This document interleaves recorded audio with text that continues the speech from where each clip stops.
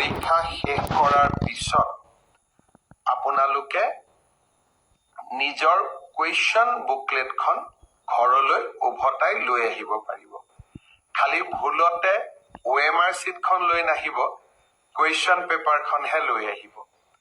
আৰু কুৱেশ্যন পেপাৰখন লৈ আহিলে ঘৰত আপোনালোকে পৰীক্ষাৰ্থীসকলে চাবও পাৰিব যে কোনটো শুদ্ধ উত্তৰ কৰিলো, কোনটো শুদ্ধ উত্তৰ কৰা নাই। আৰু আমাৰ যোৱাবাৰ ফ্ৰিস্কিঙক লৈও কিছু বিশেষকৈ নলবাৰী ছাত্ৰী এগৰাকীয়ে কিছু প্ৰশ্ন উত্থাপন কৰিছিল। আমি এখন সুন্দৰ SOP দিছো। মই ভাবো যে এইবাৰ নিশ্চয় তেনেকুৱা কোনো সমস্যা নাথাকিব। পৰীক্ষাটো ভালে ভালে হৈ যাওক, পৰীক্ষাৰ্থীসকলক শুভেচ্ছা জনাইছো। তৃতীয় শ্ৰেণীৰ পৰীক্ষা শেষ হৈ যোৱাৰ লগে লগে অক্টোবৰ মাহৰ শেষত আমি চতুৰ্থ শ্ৰেণীৰ পৰীক্ষাসমূহ পতাৰ কাম। আৰু এটা মই নতুন কথাও ক'ব খুজিছো, যোৱাবাৰ যি পৰীক্ষা হৈ গ'ল, মই যোৱাবাৰ ফেচবুক লাইভত আপোনালোকক কৈছিলো যে তাৰ আমি OMR চিটটো কোনোবাই যদি বিচাৰে আমি তেওঁলোকক দি দিম।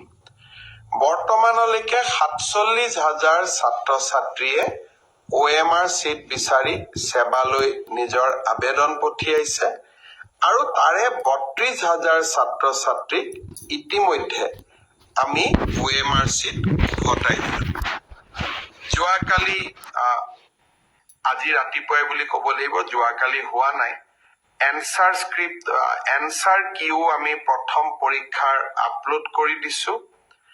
দুজন ছাত্ৰই এনচাৰ কিৰ ওপৰতো 500 টকা জমা দি তেওঁলোকে এটা দুটা পৰীক্ষাৰ প্ৰশ্নৰ উত্তৰৰ ওপৰত কিছু পৰামৰ্শ দিছে।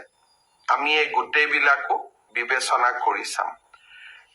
কুৱেশ্যনৰ বুকলেট ঘৰত লৈ যোৱাই হওক, OMR চিট আপোনালোকক উভতাই দিয়াই হওক, বা এনচাৰ কিও আপোনালোকক পৰ্যালোচনা কৰাৰ সুবিধা দিয়াকেই হওক, স্বচ্ছতাৰ ক্ষেত্ৰত কৰিবলগীয়া আমি আটাইবোৰ কৰিছো। এতিয়া মাত্ৰ আপোনালোকে খুব ভাল কৰি পৰীক্ষা দিয়ক, মই শুভকামনা জনাইছো।